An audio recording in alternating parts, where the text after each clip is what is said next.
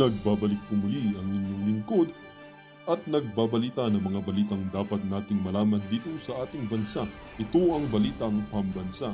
Atin ngang matutunghayan sa channel na ito kung ano ang nangyayari sa loob ng ating gobyerno at syempre tumutulong na rin sa ating mga mamamayan na malaman ang katotohanan dahil mayroon tayong karapatan na malaman ang tunay na nangyayari sa ating bansa. Ngunit bago natin panoorin ang balita, huwag niyo pong kakalimutan na mag-subscribe sa ating channel at pindutin ang notification bell para lagi kang maging updated sa ating mga bagong videos na ina-upload araw-araw. At sa ating mga solid viewers naman dyan ay maraming salamat naman po sa walang sawang pagsuporta. At syempre, huwag din pong kakalimutan mag-iwan ng like at i-share ang ating mga videos. At kung mayroon ka naman pang opinion, ang ating comment section ay bukas para sa inyong mga hinaing. Ito na nga mga kaibigan, ating panoorin ang buong video. Salamat po muli and God bless.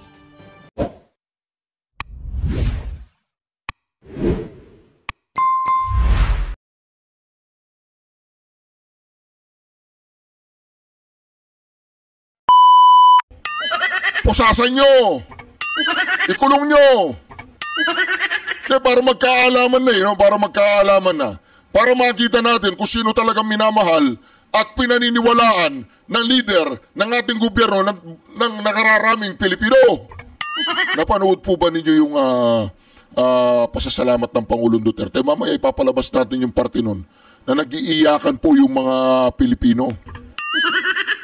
Mantakin ninyo yan. Lumabas lang sandali ang Pangulong Duterte para makalanghap naman ng hangin ng Hong Kong at makaigop ng mainit na sabaw ng masarap na noodles.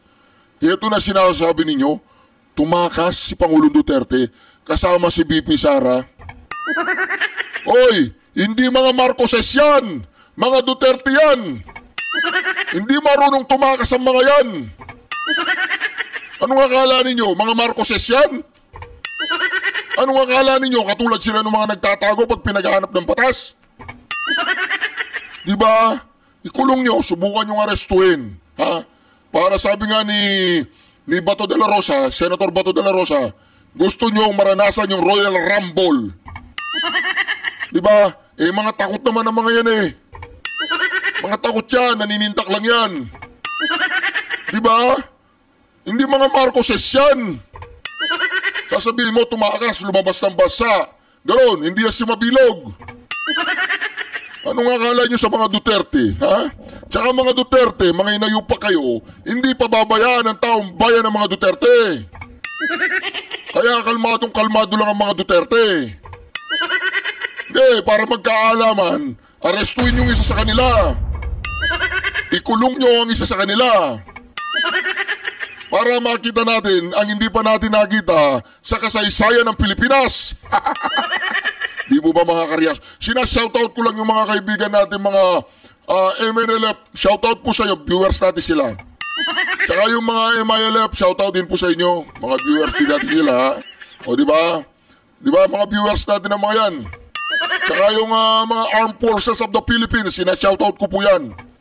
May mga viewers din natin ang mga yan Mga Philippine National Police, sinashoutout ko rin po lahat.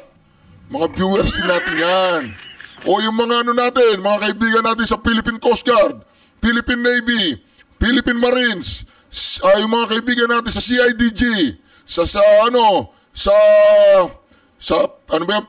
Presidential Security Group. Marami tayong mga viewers dyan. Sinashoutout ko lahat yan. Lalong-lalo na, sinashoutout ko si Director Santiago ng NBI. Marami din tayong viewers sa NBI. Arestuin nyo kasi para magkaalaman. Di ba mga ka-reaction? Ganun lang yun, simple lang yun. Huwag na kayong magsasabi mga press release na yan. Arestuin kung gusto nyo arestuin. O tuloy natin ha. Office 11. Sa pahayag na ipinadala ng tagapagsalita ng PRO 11 na si Police Major Catherine De La Rey, ang naturang heavy police deployment ay parte lamang aniyan ng simulation exercise. Dagdag pa ng opisyal, regular ang isinasagawang simulation exercise ng RMFB at ang pagdedeploy sa kanila sa airport. Bahagi ito ng kanilang commitment para handa sila sa anumang mga maaaring mangyari sa kanilang nasasakupan. Samantala, batay sa official website ng ICC, hindi kasama ang pangalan ni dating Pangulong Duterte sa listahan ng 69 na individual na may active o previous arrest warrants laban sa krimen gaya ng war crimes, genocide, aggression at crimes against humanity. Wala rin umanong kumpirmasyon pa hinggil dito ang Malacanang. Gayunpaman kung kakailanganin ng Interpol ang assistance ng gobyerno, obligado itong sumunod. Marisol Montaño, humahataw sa balita ngayon. Pati Interpol, ginagamit ninyo ang pangalan ng Interpol. Pati Interpol, ginagamit ninyo ang pangalan niya. Mantagin ninyo yung mga kareaksyon mga kareaksyon. Nakakahiya po mga estilo nila. Akala nila kung sasabihin nilang ganyan, sisindakin nila mga Duterte, akala nila hindi na babalik si PRRD. Akala nila hindi na siya babalik, akala nila hindi na siya aapak sa lupa ng Pilipinas, ganun. Ganun ba yun, mga Duterte yan? Oy! Hindi apelido niya Romualdez, hindi apelido niyan Marcos, hindi apelido niyan, ano ba yung mga apelido dyan? Hindi yan, Aquino, hindi Aquino yan. Hindi po ba mga, lalong hindi gado niyan, bobo! Hindi pa mga kareaksyon, mantakin ninyo, lumabas lang ng basa ang Pangulong Duterte at ayan po mga kareaksyon. Alam po ba ninyo kapag pinabayaan natin ang panggigipit ng mga taong yan sa Pangulong Duterte at sa mga Dutertes, pag pinabayaan po natin ang panggigipit sa kanila, sino pa ang magtatanggol sa sambayan ng Pilipinas? Sino pa ang magtatanggol sa atin sa mga kawatan? Sa mga putangin ng mga adik na yan? Sino pang magtatanggol sa Pilipinas sa mga inayupak na mga animal na magnanakaw sa gobyerno na yan? Sino pang magtatanggol na mas inuna pa nila ang kasakiman sa kapangyarihan at kasakiman sa kayamanan kesa sa ikauunlad ng ating bayan? Mga punyeta kayo, sino pa ang maglilingkod sa ating bayan ng tapat ng may tunay na pagmamahal? Sino pa kung pababayaan natin ang mga Duterte na babuyin, wasakin, alimurain at kung ano pang kaanimalan ang gagawin sa mga Duterte? Sino pa mga kababayan? Mga kareaksyon, kaya wag na po nating pababayaan ang ating bayan na manatili sa kamay ng mga animal na mga adik na yan. Ito po mga kareaksyon, pakinggan po natin ang Pangulo Duterte. Yung tulong ninyo sa economy ng bayan. At second, yung social order. Yung problema na yung mga anak natin makapag-aral ng husto.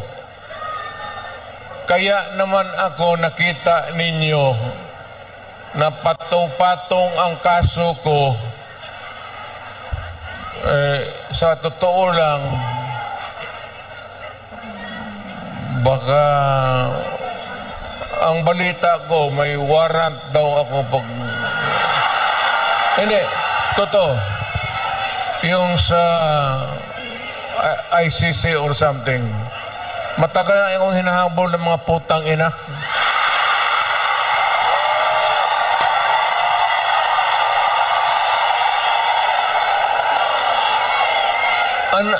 Ano man ang kasalanan ko, na ginawa ko man ang lahat sa panahon ko para may konting katahimikan at mapayapa ang buhay ng Pilipino. Ang problema nito, ewan ko kung ang tingin ng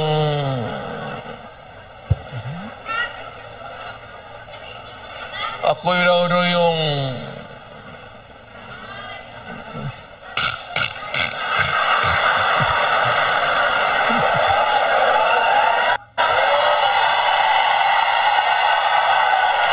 o ganito na lang. Ito ganito na lang.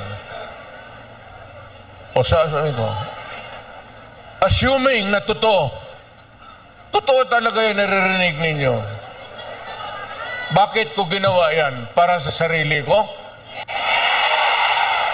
Para sa pamilya ko? Para sa inyo at ang inyong mga anak sa ating bayan.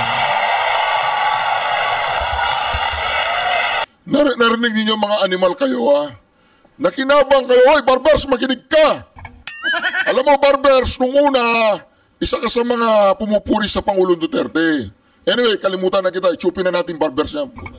Hindi yan worth it para pag-usapan natin yung prinsipyo niyan. Walang prinsipyo yung tao yan. O, sa mga vloggers nga lang, hindi umuubra eh. Diba? Ngayon mga karya, saka hindi Barbers ang Pangulong Duterte. Ang apelido ng Pangulong Duterte ay Duterte nga eh. Hindi pa ganon-ganon ang prinsipyo.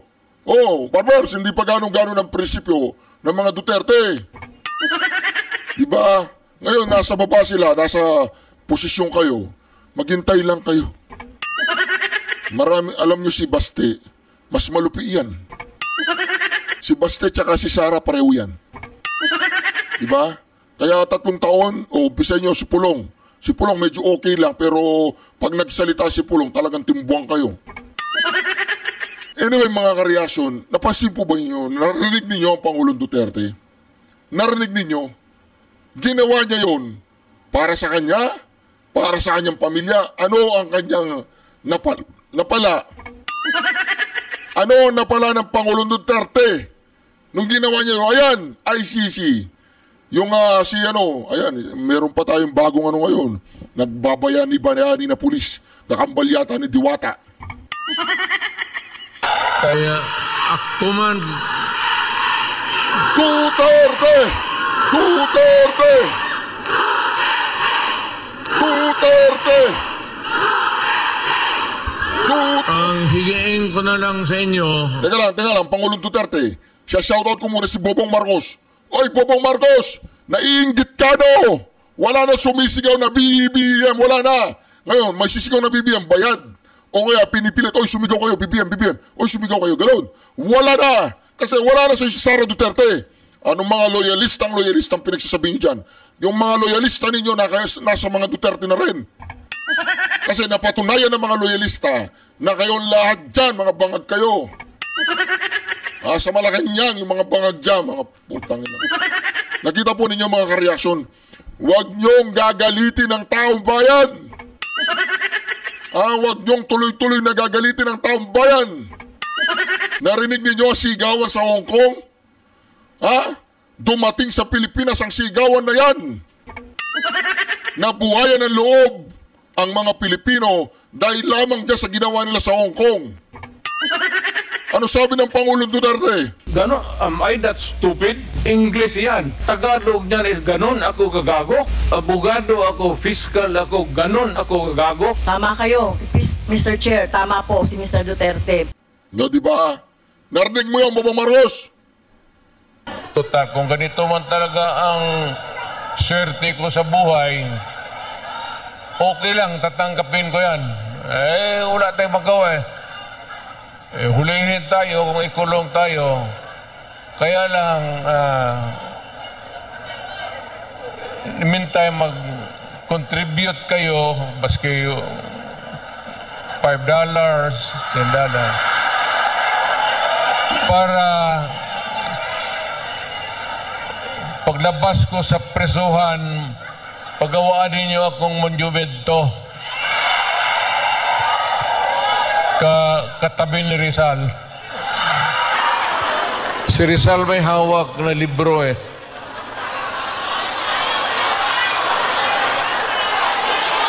Akin.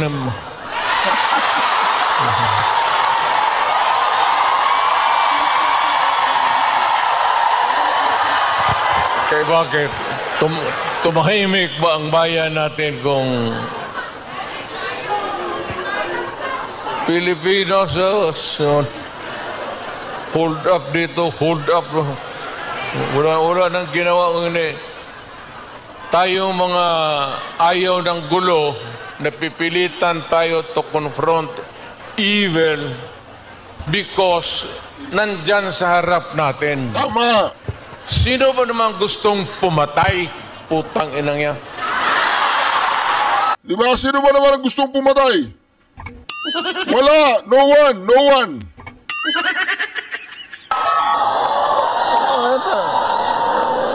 Bakit ako why would I waste my time?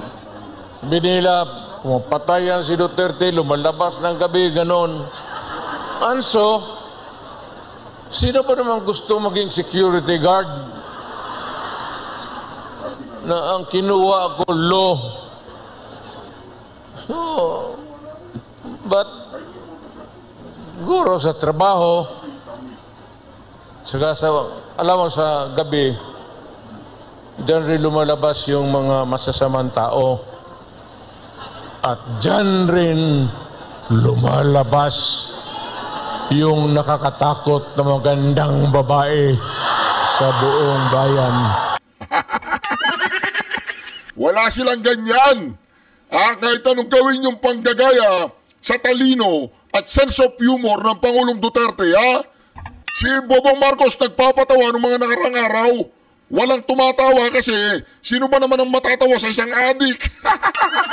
Ay, hindi ka adik? O, pakitanggal po yung adik sa record in aid of the legislation. Magpo-political test ka nga. Hindi daw siya adik.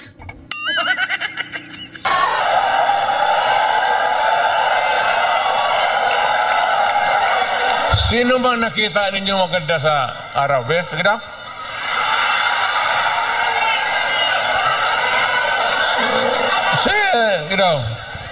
Sa araw. Yung nagtatrabaho, pati ng basket, na mamaligay. Pero pagkagabi, makita mo, lumalabas. Mga anghel, gising na. Ang mga demonyong putang inatulog na.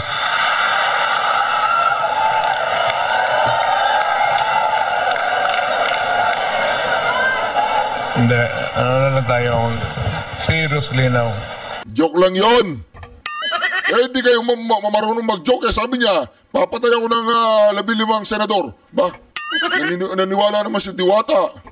Nagsampa ng kaso si Diwata sa may DOJ. Di ba? Ano daw yon? Inciting to sedition. Ayos din yun, no? Inciting. Arestuin nyo kasi! Di ba? Arestuin nyo! No, our country is not yet that well off.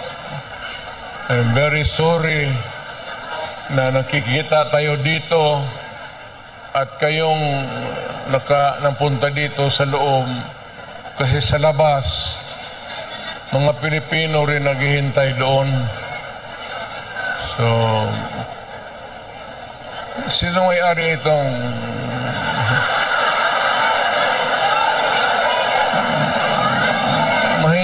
mahinang klase? Siguro contribute lang tayo. Gawa natin third floor for exclusive use. Para every Saturday makita-kita tayo.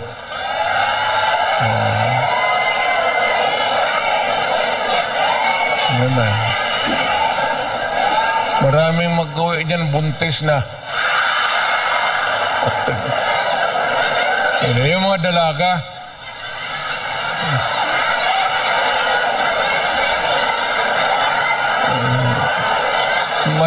Mahirap kayo walang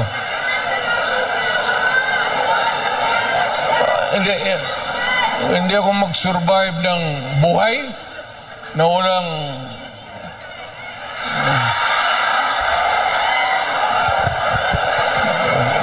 dito pa. Nandiyan ba asawa ko? Nagyayabang ka tapos hahanapin mo yung asawa mo kung nandiyan. Nagyayabang ka, Pangulo Duterte, tapos kinakabahan ka pala. Nandiyan ba yung asawa ko? Nadulas yata nila ako.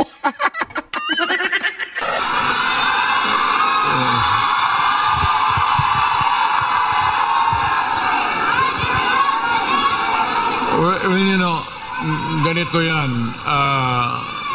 We were not really ordered, but maybe it was a form of a an order, but ang dumating sa atin ay request from the Hong Kong authorities that we avoid talking about politics. Ako wala naman akong no plans to talk about politics. It's too early. I will talk about it sa Pilipinas. Doon na lang kayo makinig. I'm not trying to na kayo you vote for I leave it up to you to decide for your own kung ano talaga ang mabuti para sa bayan. Pero kung ano kayo, if you have to listen to some advice, maybe you can consider the advice ng former president. An advice that is only good for the country. I am not talking about any candidate, but the interest of the Philippines. So, but meron akong mga kaibigan na nandito. Grupo kami dumating. I happen to promise my... Saan nga yung... Wala pang asawa ko. Di ba sabi po ng mga social media influencer na nasa kabilang bakod, alam po ninyo, umalis daw ang Pangulong Duterte na nag-iisa. Umalis daw ang Pangulong Duterte, sabi rin ni yung siya, yung butangera na palengkera. Sabi niya, umalis daw mag-isa ang Pangulong Duterte. Sabi niya, kung talagang merong ganyan, dapat kasama niya ang buong team. Di ba niya kasama yung buong team? Di ba kasama niya? Di ba mga kareaksyon, nakakaawa po sila. Pero dito mga kareaksyon, makikita po natin dito kung gaano pa kalakas ang Pangulong Duterte. Yung sinasabi ni Sir Banat Bay na Duterte Magic. Di ba? Yung Duterte Magic, tingnan natin na mga kareaksyon baka itong siyam na PDP laban na ito, mananalo lahat yan. Kung hindi magkakaroon ng, tawagan mo nga si Atty. Harold, yung binubunganga ni Atty. Harold. Yung tumatakbong Vice Mayor, ano kaya yung binubunganga niya? Anyway mga kareaksyon, tuloy natin.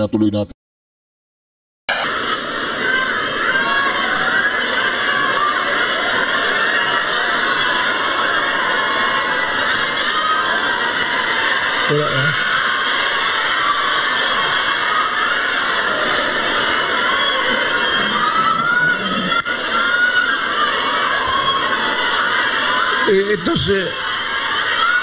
ito si Hanelet kasi ang asawa ko overseas worker niya. Yung asawa ko ngayon, yung una kong asawa, huwag na yun. Nanay ni Inda yun. Medyo problema tayo. Alam mo yung nanay ba ni Inday? Tisayan. Tapos nakita ko yan sa aeroplano, stewardess So, pag hinanap ko kung saan yung bahay. Doon sa Monteverde, doon sa Davao, pasok ako sa mga bahay-bahay doon, nakita ko ang gaga. Nagalaba. Sabi ko, ba't maganda ito Tapos sa hagdanan ako sa kabilang, sabi ko, Miss, labandera ka?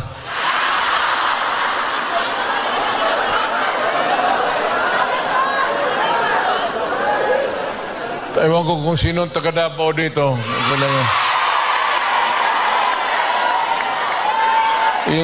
Yung hagdanan nila may nung naharata ng nanay si Puring. mother-in-law ko, inilipat yung aso doon sa hagdanan. Tangina, hindi ako makaakyat. Kaya, hiningi mo eh.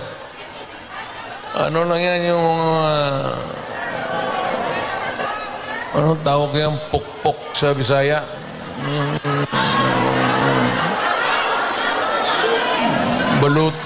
Balutin mo ng karne, tapon mo doon. 2 araw, ang aso nila, 2 aso na ako na. Alam niyo kung hindi po ginawa ng Pangulong Duterte yun, baka wala si Sara Duterte. Tinodas yung aso.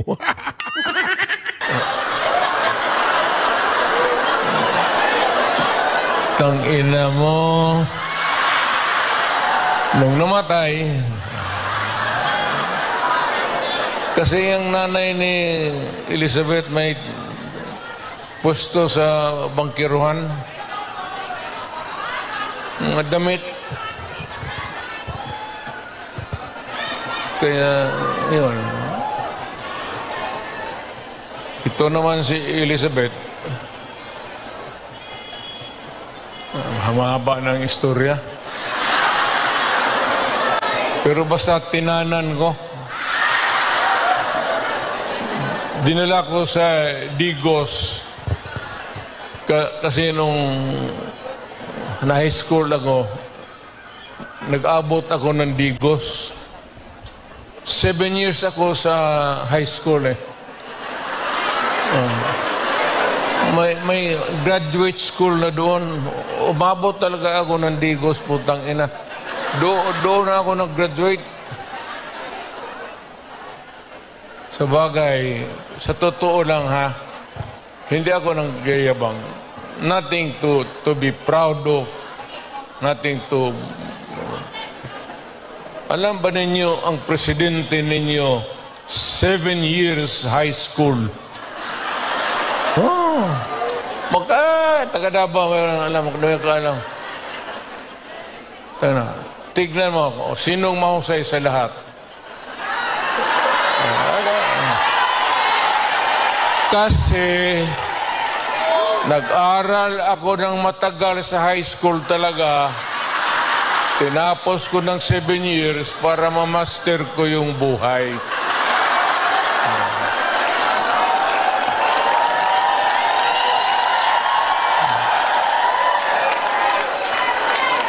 Ngayon, noon nagpunta ako dito, punta kami ng pamilya, wala kaming kilala. Ngayon, magpasok ako sa harap ninyo, mayabang na. Mga kababayan, ano bang sunod ang gagawin natin? Ano ba itong Pilipinas? Maligaya kayo o hindi? Maligaya pala ka. Sa bahay, hindi na. Yung Inday na. Yun ang maldita. Di ba sinabi ko sa inyo, sino yung mga matatanda dito, nanan? Di ba sinabi ko sa inyo, maliit pa yan si Inday?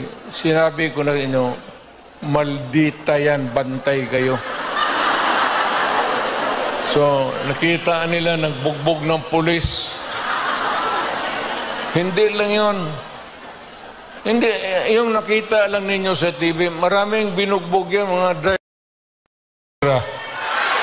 Mamili kayo ng kalaban. Hindi, mano yan si Inday.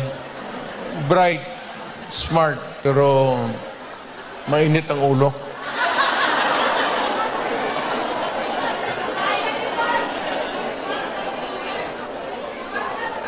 Hindi na ako magtagal kasi ang pinunta namin dito, magpakilala naman. Sabihin ko lang yung mga pangalan, tandaan lang ninyo. Kaya pala takot na takot. Si Inday, hindi lang yung sheriff ang binugbog. Marami daw siyang binugbog ng mga matitigas na ulo na driver.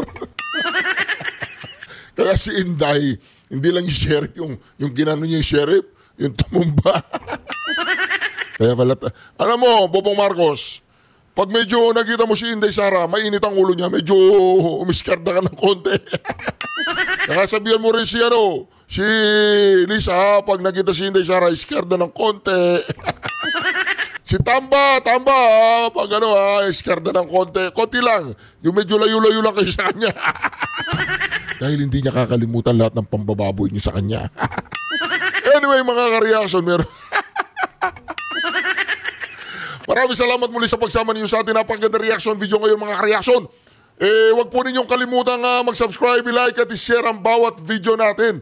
Sa lahat po ng mga nagpakulay, next video po ipapakita ko po lahat mga nagpakulay. Napakarami po, kaya po dito sa video na ito, mga ka-reaction, maraming salamat sa lahat po ng mga nagmamahal sa mga Duterte. Maraming salamat sa patuloy na pumuprotekta kay BP Sara Duterte. Kayo lahat, thank you very much sa inyong lahat. God bless you all. Shukran. Duterte. Duterte. Duterte. Duterte. Duterte. Duterte. Kung hindi ninyo kaya, baski ano klase yung problema, kung hindi na ninyo kaya, tawagan ninyo ako.